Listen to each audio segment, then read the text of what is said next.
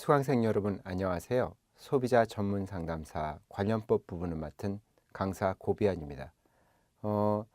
수업을 또 준비하기 전에 오리엔테이션을 좀 해야 될 것 같아요. 내용들이 많고 힘든 과정을 이제 거치시게 될 텐데 이 수험을 위한 공부시기 때문에 대략적으로 이제 내용에 너무 치중하시기보다는 이 포인트를 중심으로 공부를 해 놓으시면 충분합니다. 특히 이제 관련법 부분이 다른 부분보다 우리 수강생분들이 좀 어렵게 생각하실 분들이 많을 거예요. 다른 부분은 뭐 좀 이야기 같은 형태로 좀 잘 아시면 되는데 이 관련법이 지금 법 조문이다 보니까 좀 까다롭게 규정되어 있고 내용 자체, 용어 자체가 되게 어려워요. 그러다 보니까 이제 선생님들께서 아니면 우리 수강생 여러분들께서 대략적으로 뭡니까 이 부분을 아주 깊이 하시게 되는 부분들이 있게 되는데 저와 같이 한 20시간 정도 내외 정도에 같이 기본 내용도 보시고 문제도 풀어보시면 이 정도 공부만 하면 되겠구나라고 해서 마음은 좀 편히 가질 수 있게끔 그렇게 좀 도움을 드릴까 합니다. 그러면 그 내용에 대해서 조금만 더 세부적으로 좀 말씀을 드릴까 합니다. 우리 소비자 그 기본법, 관련법 부분은 어떻게 구성이 되어 있냐면 첫째 이제 민법이라는 부분을 좀 보셔야 됩니다. 이 민법은 사법의 기본 원리라 가지고 해서요. 이 부분의 내용들을 잘 아셔야만 이 내용을 알 수가 있고요. 목차를 좀 말씀드리면 이거를 공부하시고 나서는 이 소비자 기본법에 대한 얘기를 보시게 될 거고 이 소비자 기본법을 보신 다음에 이 약관 규제에 관한 법률, 보통 약관 규제법이라고 얘기합니다. 이 내용을 보시게 될 겁니다. 이 내용을 보신 다음에 이제 가장 중요한 부분으로 넘게 되는데요. 어떻게냐? 방문 판매법이라는 이 방문 판매에 대한 법률인데요. 이 부분을 보시는데 이게 방문 판매만 있는 게 아니라 이 부분에 대체로 크게 두 가지가 있습니다. 물론 이거 말고도 많은데 방문 판매라는 게 있고 그다음에 이제 다단계 판매라는 게 있어요. 그래서 이거 말고도 한 몇 가지를 더 이제 말씀드리게 되겠지만 뭐 후원 방문 판매니 아니면 뭡니까 계속 거래니 아니면 사업 권유 거래니 아니면 뭐에 전화 권유 텔레마케팅 이런 것도 있지만 가장 기본적으로 크게 두 가지가 핵심적인 사안으로 됩니다. 이 부분이 굉장히 핵심적으로 공부하셔야 되는 사항이 될 거예요. 그 다음에 보셔야 될 것은 활부 거래에 관한 법률을 보시게 될 거고 그걸 보시고 나면 이제 전자상거래법을 우리가 같이 익히게 됩니다. 이러고 나면 이제 거의 끝이 나는데요. 그 다음에 이제 표시광고에 대한 내용,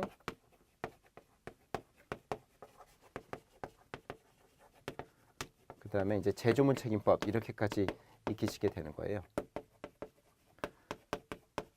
근데 저기 보시면 이 민법 부분이 좀 내용이 좀 많거든요. 근데 이제 민법 부분의 모든 내용을 다 공부하시려고 애를 쓰시면 안 됩니다. 제가 다 설명을 다 드릴 것이고 가급적 빠르게 뭐 설명드리려고 애를 쓸 것이고 그다음에 문제도 풀겠지만 저쪽에 있는 내용들은 너무 꼼꼼히 이 민법 부분을 너무 꼼꼼히 다 공부하시려고 하시는 거는 좀 그 수험에 있어서는 좀 에너지만 너무 소비하고 효율성이 떨어져요. 그래서 비효율적인 공부 방식이라 내용을 제가 이제 설명드리는 거를 그냥 이해만 하시려고 애를 쓰시는 게 좋아요. 근데 이제 제가 다만 이 민법 부분에서 제가 핵심적으로 뭐 이건 꼭 좀 보셔야 됩니다라고 좀 힘을 줘서 말씀드리는 부분이 있으면 거기를 보셔야 되는데 어떻게 되냐면 그 부분이 이 소멸시효라는 부분은 좀 열심히 보셔야 됩니다. 왜냐하면 이 소멸시효 부분이 뒤에 나오는 이런 나머지 법령에 또 연결성이 있게끔 다 되기 때문에 이 부분은 좀 중점적으로 보셔야 되고 그 다음에 나와야 되는 거는 그 다음에 이제 채권법 부분에서요. 이 채무불이행이라는 게 나옵니다. 그래서 채무불이행이라고 해서 이게 이행지체, 이행불능, 그다음 불완전이행이라는 나오는데 이것들은 꼼꼼히 좀 잘 보셔야 될 사항이에요. 그래서 이 채무불이행을 보시고 나서는 이 하자담보라는 걸 이 하자담보 책임이라는 걸 아셔야 되는데 이 하자담보 책임도 굉장히 중요합니다. 그래서 민법 부분에서는 소멸시효와 채무불이행과 그에 대한 손해배상 문제들 아니면 계약의 해제 문제 이런 것들이 핵심이고 이 하자담보는 결국 이 제조물 책임법하고 연결이 되기 때문에 이 부분은 잘 보셔야 되는 그다음에 이 부분은 제가 그래서 꼭 좀 외워두십시오 이렇게 얘기를 드릴 가능성이 높아요. 그 외에는 이제 청구권이라는 개념이나 형성권이라는 개념이 무엇인지를 알아두시면 나중에 큰 도움을 받게 됩니다. 그게 포인트의 공부 방법이 되겠고요. 소비자 기본법도 좀 내용이 많은데요. 소비자 기본법에서는 뭐가 중요하냐면 이 분쟁조정위원 이 위원회의 어떤 그 구조 또 구조보다도 이 진행 방식 같은 것들, 이 절차, 요거를 중심으로 좀 보셔야 돼요. 뭐 정책위원회니 뭐 다른 것들도 많지만 이 분쟁 조정 방식, 이 넘어가는 이거를 꼭 그 눈여겨서 알아두시고 그 내용을 익히시는 게 핵심입니다. 약관 규제 쪽에서는 어떤 게 중요하게 되냐면 약관 규제에서는 이제 불공정한 약관이 무엇이냐. 그래서 불공정한 약관 같은 경우에 있어서는 대체로 이게 무효 처리되거든요. 그래서 이 불공정한 약관을 무효가 되는 사안들에 대한 내용들이 나오게 되기 때문에 그 내용을 보시는 게 또 우리의 일이 될 겁니다. 여기 보시면 여기 좀 요 부분은 굉장히 중요해서 조금만 끌어당겨서 좀 볼게요. 이 방문 판매 쪽은 이 다단계와 방문 판매로 나눠지는데 여기서는 공부하셔야 될 내용이 좀 많아요. 그 다음에 이 부분이 솔직히 이 우리 소비자 관련법에서 가장 핵심적이고 이 부분은 열심히 공부하셔야 되는데 여기서 특히나 어디를 공부하셔야 되면 청약 철회 부분이 정말 중요합니다. 여기도 청약 철회 부분이 나올 건데 이 청약 철회 부분은 매우 열심히 알아두셔야 돼요. 이 청약 철회 부분을 잘 알아두시면 각각 조금 다른데 이 청약 철회 부분을 잘 알아두시면 나머지 뒷부분에 나오는 할부거래나 전자상거래에서 공부하실 부분은 매우 줄일 수가 있어요. 그래서 이걸 잘 알아두셔야 되는 게 핵심 포인트가 될 거고 절차나 기간 특히 이제 이 숫자들이 많이 나오게 되는데요. 이 숫자들을 정확히 잘 알아두시는 게 좋습니다.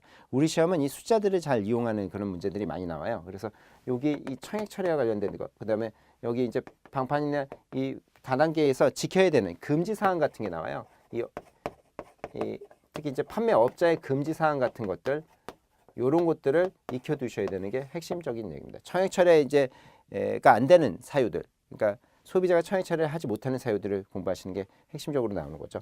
다시 이쪽으로 돌아오셔서 할부거래는 크게 두 가지로 나눠서 일반 할부거래와 선불식 할부거래로 나뉘어져요. 그래서 일반 할부와 선불식 할부가 조금 다르거든요. 그래서 청약 기간 같은 것도 좀 달라서 요걸 일반 할부 거래의 내용 중심으로 조금만 알아두시면 되는 것이고, 그다음에 전자상거래 쪽은 요거는 조금 요즘 거의 전자상거래로 많이 되기 때문에 잘 알아두셔야 되는데 여기서 이미 방판하고 다단계 쪽에서 열심히 공부해 놓으셨으면 똑같아요. 거의 여기 금지 사항이나 이런 것들도 거의 동일하기 때문에 뭐 다만 약간 다른 것들 뭐 인터넷 호스팅 같은 것들을 알려줘야 된다거나 이런 약간 다른 것들만 조금 추가적으로 아시면 되는 것이고, 청약 철회나 이런 부분도 거의 비슷하게 이 방판하고 다단계하고, 그래서 여기에 나왔던 거를 거의 끌어다가 같이 중복적으로 비교만 하면서 익혀두시면 괜찮겠다라는 말씀을 드립니다. 그 다음에 이제 거의 막바지에 오면 표시광고나 그 다음에 이제 제조물 책임법에서는 표시광고는 이제 표시광고가 그 잘못된 표시광고, 이 금지되는 표시광고의 이 사안들은 어떤 것이냐, 이 사유들, 잘못된 사유들 이런 것들, 아니면 이제 시정할 때 어떻게 할 것이냐 이런 것들. 여기서 이제 앞에서도 나오겠지만 이 앞에 방판이나 이런 데서도 이 시정 조치에 대한 거, 그 다음에 이 과징금 부분 같은 거, 일반적으로 거기 보시게 되면 이제 같이 공부하실 때 아시겠지만 이 과태료나 벌칙 조항도 되게 많아요. 근데 그 부분까지 다 하려고 하지 마시고 시정 조치나 과징금의 사유 같은 거는 좀 잘 알아두시면 되고, 마지막으로 이제 제조물 책임법이 남게 되는데 제조물 책임법은 저 위에서 보셨던 하자담보 책임을 거의 끌어다가 아심거나 소멸시효의 부분 이걸 끌어다가 같이 공부하시면 깔끔하게 끝나는 부분이 되게 됩니다.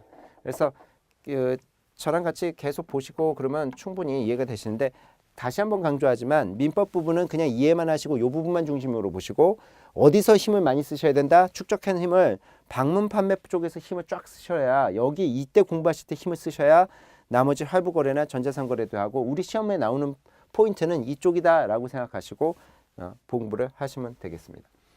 그러면 이제 뭐 앞으로 크게 걱정하지 마시고요. 같이 보시고 내용을 보시고 문제를 풀고 그러시면 충분히 성적을 내실 수 있으니까 큰 걱정 마시고, 법률이라고 해서 너무 뭐 겁을 먹고 그러지 마십시오. 저랑 같이 하시면 괜찮을 겁니다. 화이팅 하시고요. 그러면 이제 본 강의에서 만나 뵙도록 하겠습니다. 다음에 뵙겠습니다.